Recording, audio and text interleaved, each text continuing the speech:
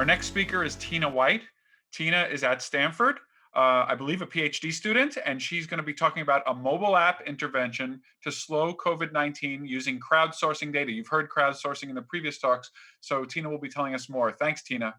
So my background is machine learning, and I'm a PhD candidate at Stanford. And to give a little bit of context for the intervention I want to talk about, I just want to mention when it first came to mind for me was just seeing news like this and becoming concerned that the kind of quarantines and the situation in China was something that could easily come here.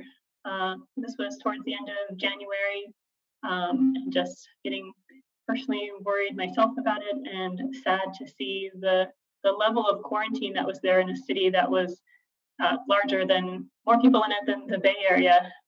So that's when I first became concerned. And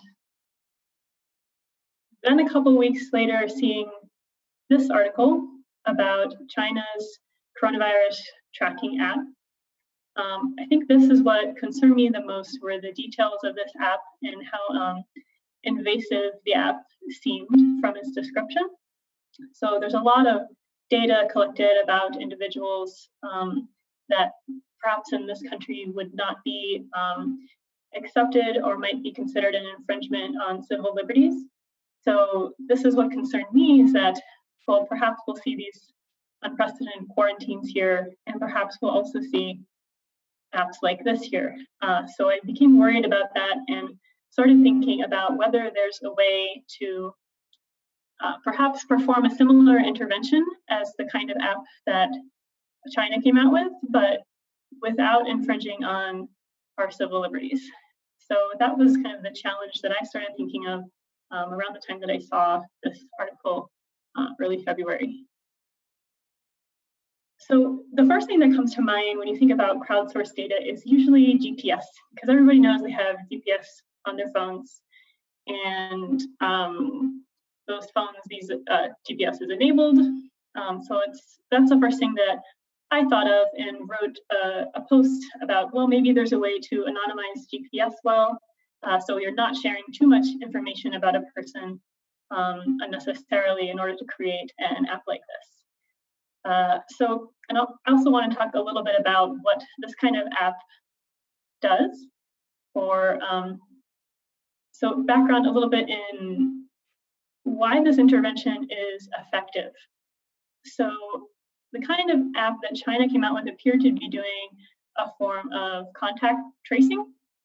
So if somebody is ill, the app will tell their close contacts or somebody that they've been in contact with recently. It'll send an alert, and then authorities will be able to get in touch with that person from that alert.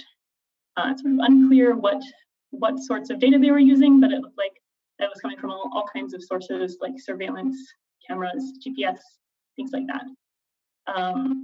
So this seemed very invasive to me. However, it did seem to be a very effective intervention. So there's this difficult choice to make at that point, because you want to save lives, but you also want to be careful not to infringe on civil liberties if you don't have to. So what we found after a while of getting feedback from people in public health and epidemiology was that GPS data is very identifying.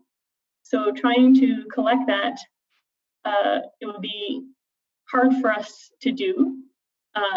If you connect it with medical data, our laws and regulations in the US are very protective of this kind of information, which is a great thing. We have much higher expectations around privacy here, and I have high expectations around privacy, and I'm glad that these regulations are still out there and exist. And so it was interesting to come up against this and try to think about, well, is there another form of intervention that will still work, but that doesn't collect this kind of identifying information? And around this time is when we ran into another group who was thinking about the same issues, and they had a little bit more experience than we did in the past. So they developed a flu tracking, or had been developing just a tracking app for the regular flu, just like the last speaker had originally was doing forecasting for the regular flu, and now we're looking at COVID-19 data. So what they were using was a Bluetooth protocol in order to determine close contacts for the regular flu. And they had interesting arguments for why it would be a better way of measuring close contact between individuals. And that got us excited because Bluetooth communication occurs locally between devices, which means that there's a way to construct the system to be decentralized, and therefore the information that you gain from Bluetooth can be separated from identity before being uploaded to a database. So you don't need to collect any identifying information about a person in order to perform the kind of intervention, the same kind of intervention, but if you use Bluetooth instead of GPS. So this got us very excited. So Bluetooth is also a really good measure of close proximity between individuals, because the way to tell whether somebody is in proximity is a local communication between the phones, rather than being a communication that goes up to a satellite and then back down. And then you have to look at whether two trajectories are close to each other. So you have to like put that on a central server somewhere in order to do that computation of who's close together. That's not true with Bluetooth. You can just, the two phones can know whether they're close together. 1 minute.